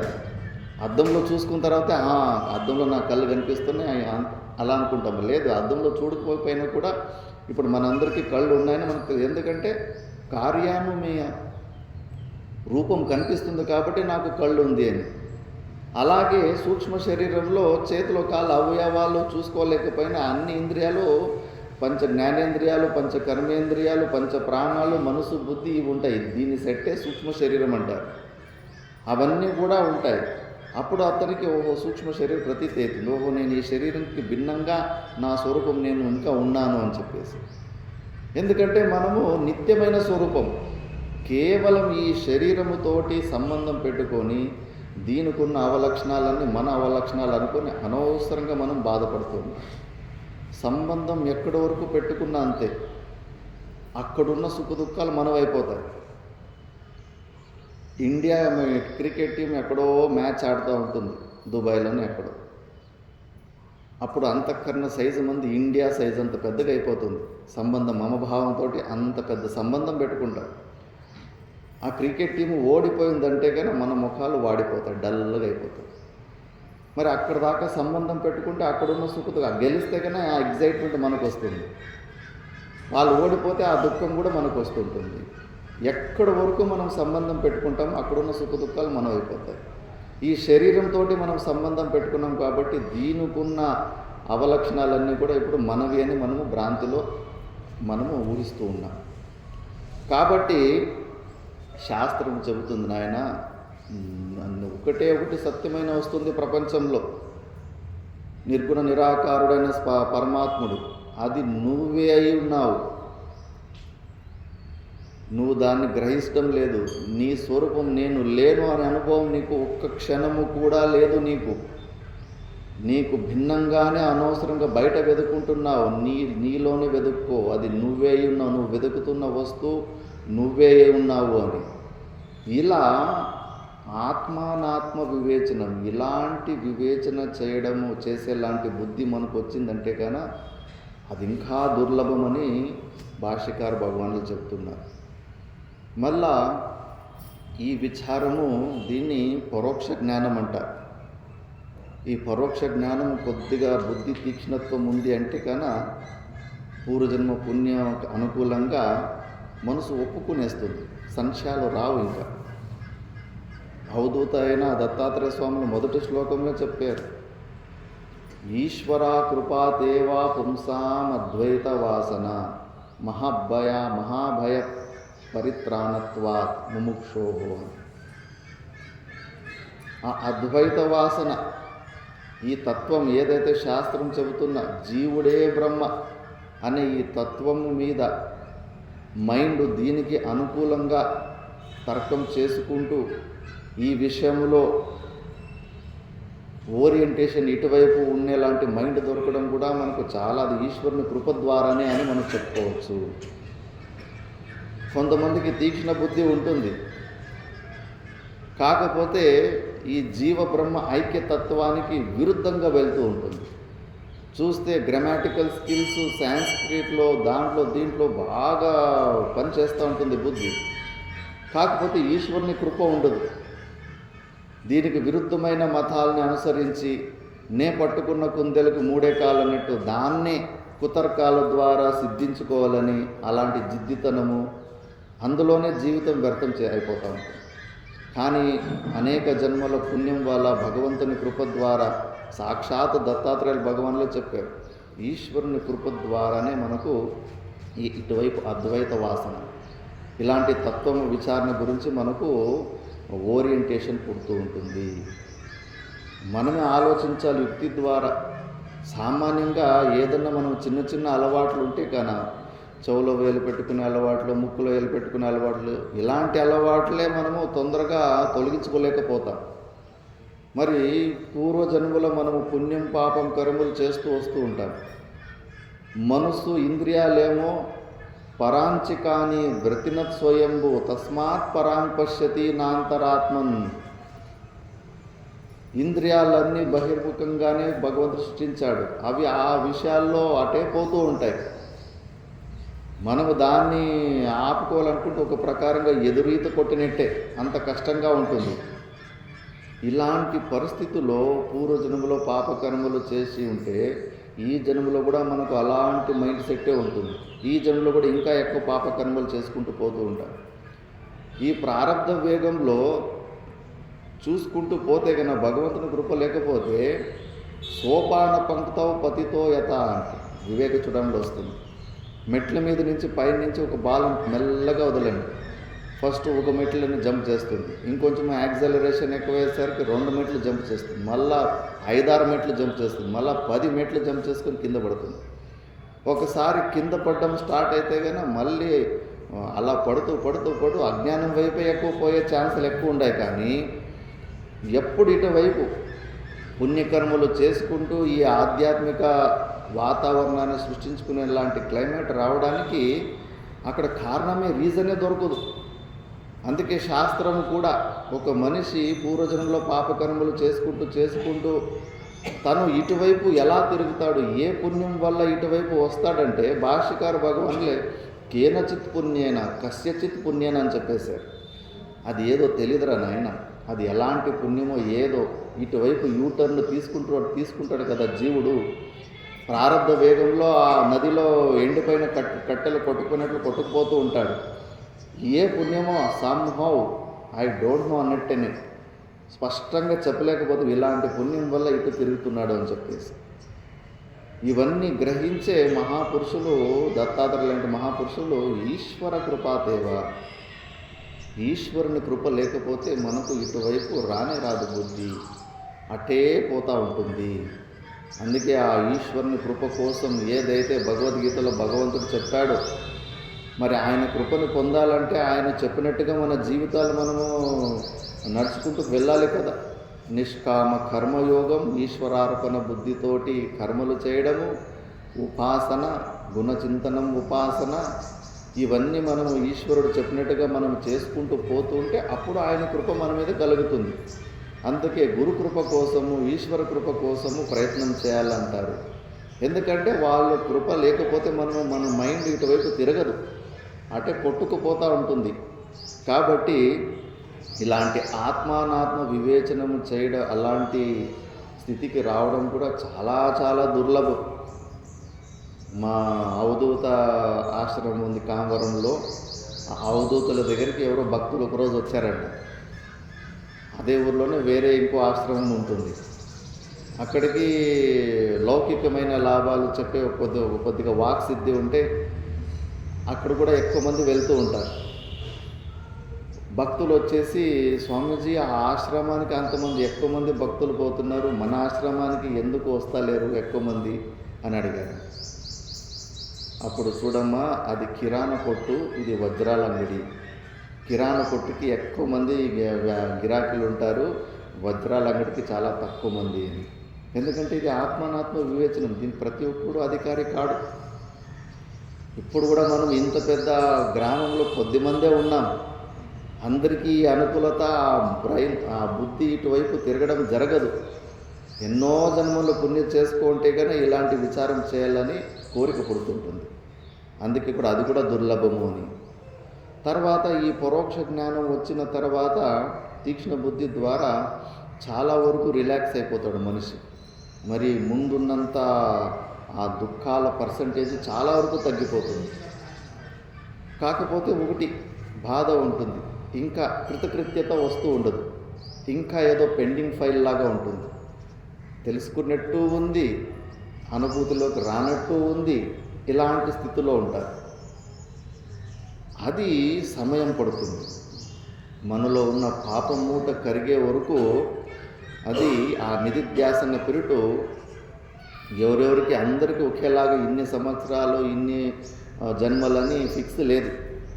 మనలో ఉన్న ఆ అజ్ఞాన ఆవరణ పోవాలంటే ఒక్కొక్కసారి ఆ పాపం మూట కరిగిన తర్వాతే అది ప్రకాశం ఉంటుంది. పోనీ ఆ పరోక్ష జ్ఞానంతోటి కూడా ఎక్కువ సాధన చేసిన తర్వాత ఒకసారి జిగుప్స కూడా వస్తూ ఉంటుంది. ఏమి ఇంత తెలుసుకున్న తర్వాత కూడా ఇంకా దుఃఖ నివృత్తి అవడం లేదు. ముందు నేను మనిషి ఎలా ఉన్నానో ఇప్పుడు కూడా నేను అలాగే ఉండాను కదా. కానీ అక్కడ జిగుప్స పొందకూడదు. నిధిధ్యాసంలో చాలా పెద్ద ఓపిక ఉండాలి. పురాణాల్లో స్టోరీ వస్తుంటుంది. నారద మహర్షి అక్కడ నడుచుకుంటూ పోతూ ఉంటే ఆ దారిలో ఒక యోగి తపస్సు చేస్తూ ఉంటాడంట. పుట్ట పెరిగేసి ఉంటుంది. కానీ యోగమాయతోటి నారద మహర్షులు ఆ దారిలో పోతూ ఉంటే నారద మహర్షుల్ని అలాగే మాట్లాడి, గురుగారు మీరు వైకుంఠానికి పోతున్నారు కదా, భగవంతుణ్ణి అడిగి తెలుసుకొని రాండి, నాకు ఎప్పుడు మోక్షం వస్తుందో అని. సరేలే నాయనా. ఇంకాస్త ముందుకు పోతే ఒక రావి చెట్టు కింద ఒకడు హాయిగా రిలాక్స్గా కూర్చున్నాడు. తను కూడా నారద మహర్షులకి నమస్కారం చేసి, గురుగారు మీరు వైకుంఠానికి వెళ్తున్నారు కదా, నాకెప్పుడు మోక్షం వస్తుందో కనుక్కొని రండి అని అంటారు. సరే అని నారద మహర్షి వైకుంఠానికి పోయి కనుక్కొని వచ్చిన తర్వాత ఫస్ట్ యోగి దగ్గరికి వచ్చి, చూడు నాయనా, నువ్వు చేస్తున్న తపస్సుకు భగవంతుడు చాలా మెచ్చినాడు, నీకు ఇంకా 3 జన్మల తర్వాత నీకు మోక్షం వస్తుందన్నాడు. ఇంకా 3 జన్మల? ఎన్ని జన్మల నుంచి నేను తపస్సు చేస్తున్నాను, ఇంకా 3 జన్మలు తపస్సు చేయాలని, అందుతోనే నాకు వద్దు, మోక్షం వద్దు, తపస్సు వద్దు, ఏమి వద్దని చెప్పేసి కోపంతో లేచి వెళ్ళిపోయాడు. ఇంకా కాస్త ముందుకు పోయేసి అతడు చెట్టు కింద ఉన్న వ్యక్తికి, నాయనా నువ్వు ఈ రావి చెట్లు ఎన్ని ఆకులు ఉంటే అన్ని జన్మల తర్వాత నీకు మోక్షం వస్తుందంటే వాడు ఎగిరి డ్యాన్సులు కుప్పలేస్తాడంట. ఏంట్రా మరి ఏమి రావి చెట్లు కోట్ల సంఖ్యలో ఉన్నాయి ఆకులు, అంత నీకెందుకు ఆనందం అవుతుందంటే ఎప్పుడో ఒకసారి నాకు వస్తుంది కదా, అంతే చాలు అని చెప్పేసి. ప్రయత్నంలో తీవ్రత్వం ఉండాలి. ఆ రిజల్ట్లో తీవ్రత్వం ఉంటే కన్నా మనకు టెన్షన్ వచ్చేస్తుంది. చేసే ప్రయత్నాల్లో తీవ్రత్వం ఉండొచ్చు, కానీ రిజల్ట్ ఎక్స్పెక్టేషన్లో తీవ్రత్వం ఉండకూడదు. చాలా ఓపిక ఉండి ఆ నిధిధ్యాసన మళ్ళీ పరిచ్ఛిన్న బుద్ధికి మనసు వస్తూ ఉంటుంది. మళ్ళీ మన స్వరూప జ్ఞానం మనం దానికి తెలుపుతూ ఉండాలి. కాబట్టి స్వనుభవ ఆత్మానాత్మ వివేచం పరోక్ష జ్ఞానం కన్నా దాన్ని ఆ స్థితిలో ఒక ప్రకారంగా ప్రాక్టికల్ థియరీ కన్నా ప్రాక్టికల్లో ఆ స్వరూపంలో స్థితి నిలబడడం అనేది ఇంకా చాలా దుర్లభం అన్నారు. దాని తర్వాత బ్రహ్మాత్మనా సంస్థితి అని ఇంకేంటి, మళ్ళా ఆత్మానాత్మ వివేచ పరోక్ష జ్ఞానం కన్నా అపరోక్ష జ్ఞానమైన స్వనుభవం చెప్పారు. ఇంకా దానికన్నా ఇంకోటి ఏదన్నా ఉందా? శాస్త్రం సాపరాకాష్ట అంటుంది. మరి ఇంకోటి ఏదో చెప్తున్నారు కదా అంటే ఈ వివేక చూడంలోనే ముందు ఒక విచారం వస్తుంది. జ్ఞానముఖ 7 భూమికలలో శుభేచ్ఛ, విచారగా, తనుమానసి, అసంసక్తి, పదార్థ భావని, సత్వాపత్తి, అసంసక్తి, పదార్థ భావని, తుర్యగా అని 7 జ్ఞాన భూమికల గురించి శాస్త్రం చెబుతుంది. శుభేచ్ఛ అంటే ఒక జీవునికి ఈ ప్రపంచమంతా నిస్సారమని తెలుసుకొని నేను వెతుకుతున్న ఆత్యంతిక దుఃఖ నివృత్తి పరమానంద ప్రాప్తికి ఈ ప్రపంచంలో ఏది నాకు కాంట్రిబ్యూట్ చేయలేదని తెలుసుకొని దాన్ని ఎలా పొందాలని కోరిక పుట్టడం శుభేచ్ఛ. ఒక ప్రకారంగా మోక్షేచ్ఛ. దాన్ని ఫస్ట్ స్టెప్ అంటారు. రెండో స్టెప్పు విచారగా.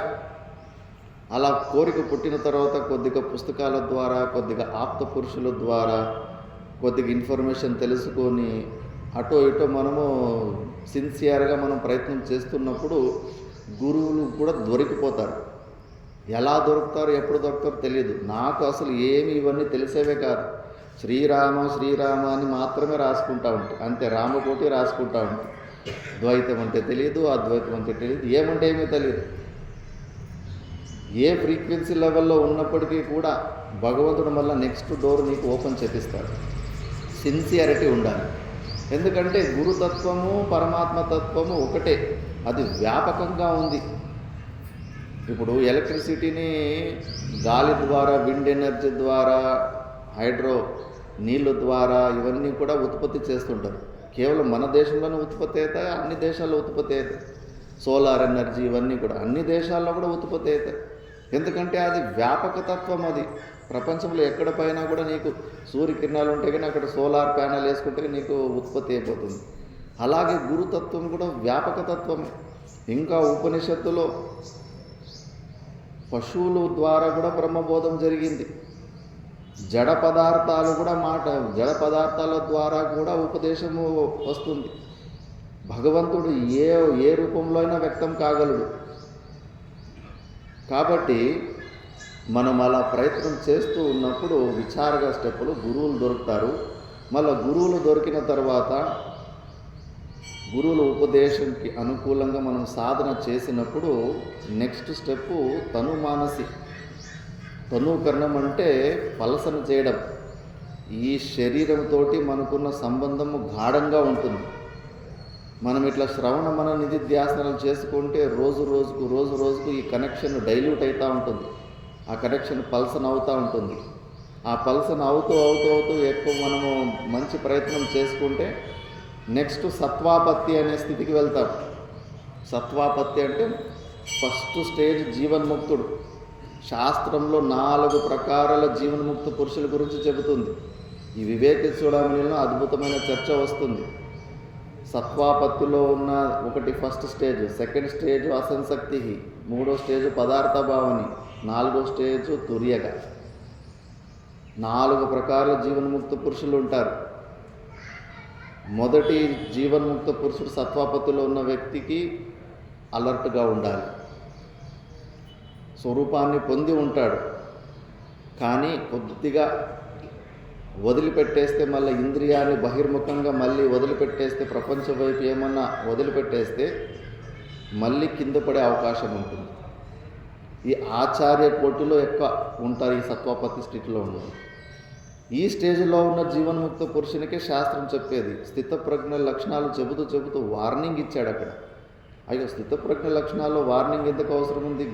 జ్ఞాననిష్టలో ఉన్నాడు కదా అంటే లేదు, అక్కడ ఈ సత్వాపత్తిలో ఉన్న జీవన్ముక్త పురుషుడు కాబట్టి నువ్వు మళ్ళా ఇంద్రియాలను వదిలిపెట్టేస్తే నీళ్ళలో బోటుని గాలి తీసిపోయినట్టు మళ్ళీ మొత్తము ప్రపంచం వైపు తీసుకెళ్ళిపోతాయి. అలర్ట్గా ఉండాలి ఈ ఫస్ట్ స్టేజ్లో. దాన్నే శాస్త్రము బ్రహ్మవిత్ వరహ, బ్రహ్మవిత్ వరిష్ఠ, బ్రహ్మవిద్ వరీయాన్ అని 4 పేర్లు వాడుతుంది. 4 ప్రకారాల జీవన్ముక్త పురుషులు. ఈ స్వనుభవ అని ఇప్పుడు మొదటి శ్లోకంలో చెప్పారు. ఇది ఫస్ట్ స్టేజ్లో సత్వాపత్తి స్థితిలో జ్ఞానం పొందిన స్థితి అని.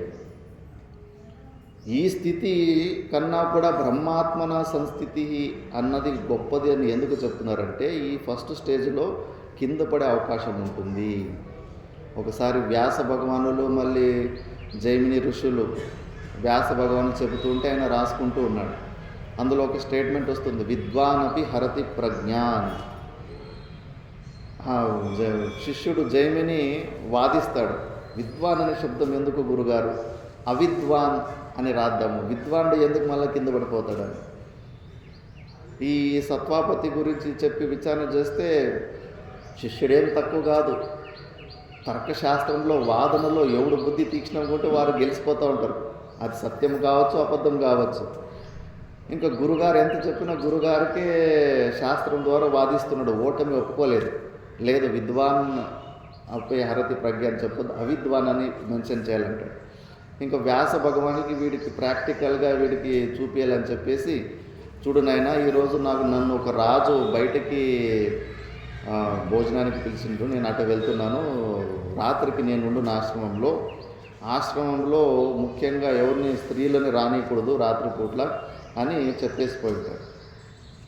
ఇంకా ఆ రోజే ఆ రాజ్యంలో ఉన్న రాజు కూతురు చెలికత్తెలతోటి వన విహారానికి వచ్చి ఏదో జంతువు అటాక్ చేయడం వల్ల అటు ఇటు చల్లా చెదరైపోయి దారి తెలియక ఈ జైమని ఉన్న ఋషి ఆశ్రమానికి వస్తుంది.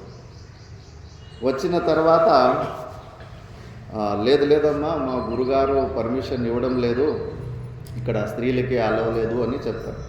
అయ్యో గురుగారు, వర్షం వస్తుంది, సాయంత్రం అయిపోయింది, క్రూర మృగాలు నన్ను చంపేస్తాయి, నేను పలానా రాజు కూతుర్ని, నాకు రాత్రి మాత్రం ఒక అవకాశం ఉండి ఉదయం లేచి నేను వెళ్ళిపోతాను మా రాజ్యానికి, ఇప్పుడు దారి కూడా కనిపిస్తలేదు అని, కొద్దిగా దయ చూపించండి అని.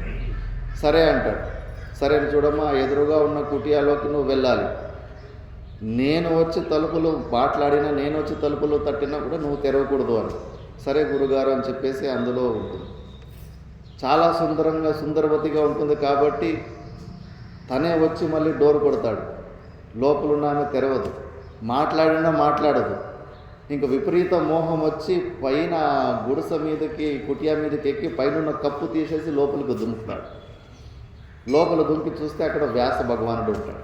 వ్యాస భగవానుడే స్త్రీ రూపంలో వచ్చి ఉంటాడు. చంపకొక్క దెబ్బ కొడతాడు. ఇప్పుడేమంటారు? విద్వానకు హరతి ప్రజ్ఞ, విద్వానుడి మనసు కూడా హరిస్తుందా లేదా అంటే, ఈ సత్వ మొదటి స్టేజ్లో ఉన్న జీవన్ముక్త పురుషుల్లో సత్వాపతి స్టేజ్లో ఉన్నవాళ్ళు చాలా అలర్ట్గా ఉండాలి. ఏ ప్రకారమైన మళ్ళా ఇంద్రియ విషయ భోగాలకి ఆస్కారం ఇవ్వకుండా దినచర్య అలా మెయింటైన్ చేసుకుంటూ పోతూ ఉంటే దాని తర్వాత నెక్స్ట్ స్టేజ్ ఏదైతే వస్తుందో అసంసక్తి. ఫస్ట్ది బ్రహ్మవిద్, రెండోది బ్రహ్మవిద్ వరహ, మూడోది బ్రహ్మవిద్ వరిష్ఠ, నాలుగోది బ్రహ్మవిద్ వరీయా.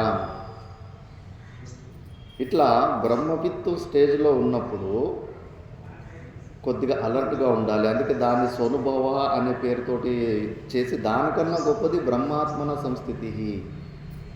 ఆ జ్ఞాన భూమికలో 5th, 6th, 7th స్టేజ్కి వెళ్ళిపోతే ఇంకా మళ్ళీ కిందికి రావడం అనేది ఉండదు. మళ్ళీ వాళ్ళ బహిర్ముఖత అనేది సాధ్యం ఉండదు. అందుకే ఆ స్థితి వచ్చే వరకు మనము ప్రయత్నం చేస్తూ ఉండాలి. లాస్ట్ ప్రయత్నం సత్వాపత్తిలోనే ఒక బ్రహ్మాకార వృత్తి ద్వారా ఇంకా అది అంతిమ లాస్ట్ పురుషార్థం. దాని తర్వాత చేయడం అనేది లేదు. ఫర్దర్ 3 స్టెప్పులకి ఫర్దర్ అవన్నీ రియాక్షన్లు అంతే.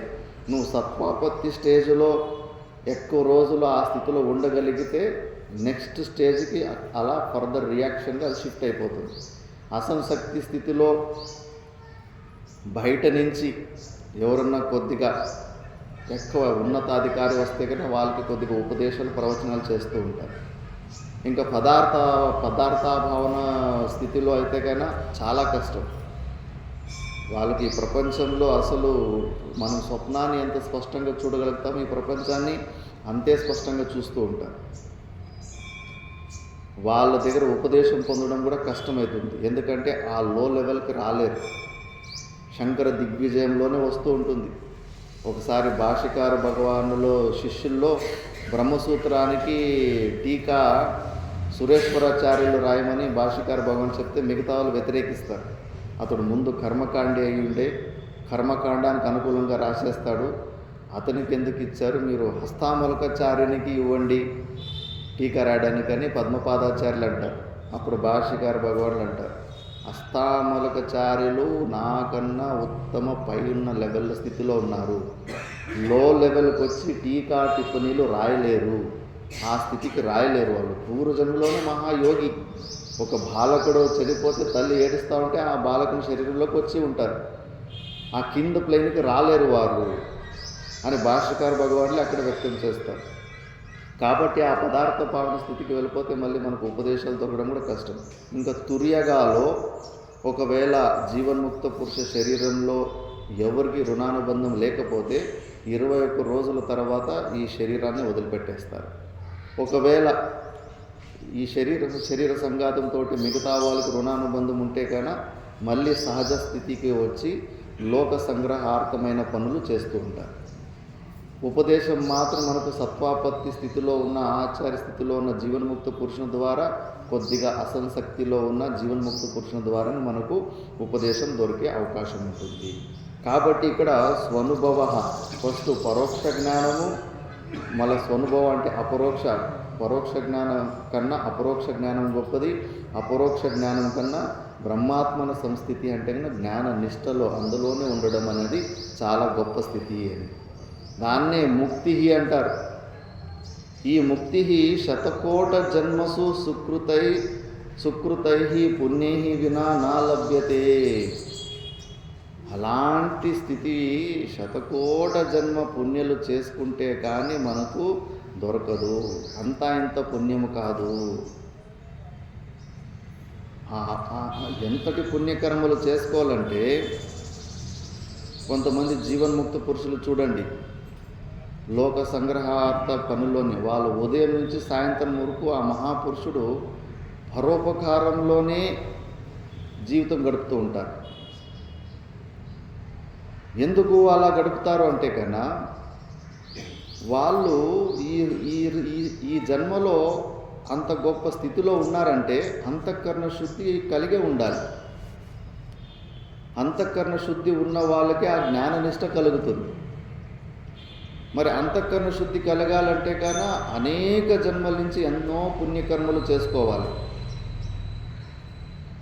ఇప్పుడు మనము చిన్న చిన్న అలవాటులు ఏదైనా చేసి ఉంటే ఆ టెండెన్సీస్ మనకు ఈ జన్మలో కూడా కనిపిస్తూ ఉంటాయి. మరి అనేక జన్మల నుంచి అన్ని పుణ్యకర్మలు చేసుకోవడం వల్ల వాళ్ళు జ్ఞాననిష్టలో వెళ్ళిన తర్వాత కూడా ఆ శరీరము ద్వారా ఆ అలవాటు, పరోపకారం చేసే అలవాటు ఉంటుంది. కాబట్టి పుణ్యం ఎలా వస్తుంది? పుణ్యాయ పరోపకార, పాపాయ పరపీడనం. మనసా వాచ కర్మన పుణ్యకర, ఇతరులకి మనము మంచిది చేస్తే పుణ్యం వస్తుంటుంది. మనసా వాచ కర్మ ఇతరులకి మనం హింస పెడితే పాపం వస్తూ ఉంటుంది. కాబట్టి అనేక జన్మల నుంచి అలాంటి పరోపకారము చేసుకునే అలవాటు ఉంది. కాబట్టి జీవన్ముక్త పురుషుడు జ్ఞాననిష్టలో ఉన్నప్పుడు కూడా ఆ శరీర సంఘాతంతో ద్వారా బాధితానువృత్తి ద్వారా ఎన్నో మంచి పనులు, ఎన్నో మంచి కార్యాలు చేస్తూ ఉంటారు. అహేతుక దయా సింధు అంటారు. ఆ జీవన్ముక్త పురుషుల చరిత్రలోనే మనకు తెలుస్తుంది. ఇప్పటి వరకు మనకి ఇంకా శాస్త్రం మనకు దొరుకుతుందంటే ఆ మహాపురుషుల ఒక ఇలాంటి లోక సంగ్రహమైన కర్మ చేశారు కాబట్టి మనకి ఇది దొరుకుతుంది. ఎవరికి వాళ్ళు గుహల్లో కూర్చొని అలాగే శరీరాలు వదిలిపెట్టేసి ఉంటే కన్నా మనకి ఇవి దొరికేవి కానే కాదు. కాబట్టి వాళ్ళని చూసిన మనం తెలుసుకోవాలి, ఎంతో పుణ్యము చేసుకోవాలి. అందుకే శతకోటి జన్మ సుకృతై పునైర్వినా నా లభ్యతే. అందుకే పుణ్యకర్మలు చేసుకోవడానికి ఎక్కువ ఏదన్నా పుణ్యకర్మ చేసుకోవాలని మనసులో బుద్ధి వచ్చినప్పుడు టక్కని చేసేయాలి. గ్యాప్ వదిలిపెట్టేస్తే మళ్ళీ మనం బుద్ధి మనకు చేయనీదు. ఎన్నో పురాణాల్లో దృష్టాంతాలు వస్తూ ఉంటాయి. కర్ణునిదే ఒకసారి కృష్ణ పరమాత్మనుకో ఏదో బ్రాహ్మణుకో ఎడమ చేతిలోనే ఇచ్చేసి ఉంటాడు దానం కర్ణుడు. అదేంటి ఎడమ చేతిలో ఇవ్వకూడదు కదా, కుడి చేతుల్లో ఇవ్వాలి కదా అంటే, లేదు కృష్ణ, నేను ఎన్నోసార్లు చూశాను, ఎడమ చేయి నుంచి కుడి చేతికి వచ్చేంతసేపులో మనసు మారిపోతుంది, మళ్ళీ ఆ పుణ్యకర్మ చేయనీయకుండా ఆపేస్తుంది. ఎన్నో కారణాలు ఎన్నో యుక్తులు ఇస్తుంటుంది. అందుకే తొందరగా చేసేస్తాను. అలా మనము అనేక జన్మల పుణ్యకర్మలు చేసుకుంటే ఇంత గొప్ప స్థితిని మనము పొందగలుగుతాము. కాబట్టి మొదటి శ్లోకంలోనే భాష్యకార భగవానులు ఇంత స్పష్టంగా దీన్ని వివరణ చేశారు. మిగతాది మనము సాయంకాలం సత్రంలో మిగతా విషయాలు మనం చర్చించుకుందాము. ఇంతటితోటి ఈ యొక్క వాక్పుష్పాంజలు మార్కండేయ ఈశ్వరుని చరణాలకు సమర్పిస్తూ విరమిస్తున్నాం. ఓం సహనా భవతు సహనో భునక్తు సహ వీర్యం కరవావహై తేజస్వినావధీతమస్తు మా విద్విషావహై. ఓం శాంతి శాంతి శాంతి.